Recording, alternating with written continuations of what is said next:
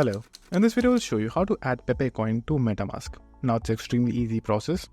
All you have to do is open your browser, then go to your MetaMask.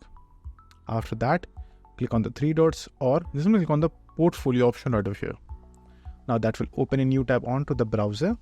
Now, once that is done, what you have to do is just simply go to the swap option right over here, or you can also click on the explore section right over here.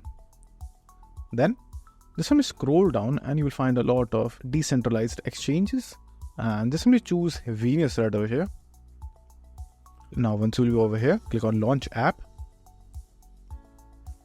Then go to the swap option right over here and then connect a wallet.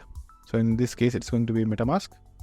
So it will open a pop-up. All you have to do is simply click on connect right over here or switch network, and then it will connect your network. Now choose Ethereum and select your Ethereum network first. That is important. So now after that, just simply switch to Ethereum or USDT, whatever you have. Then just simply choose your amount right over here, like for example, and then over here just simply choose Pepe.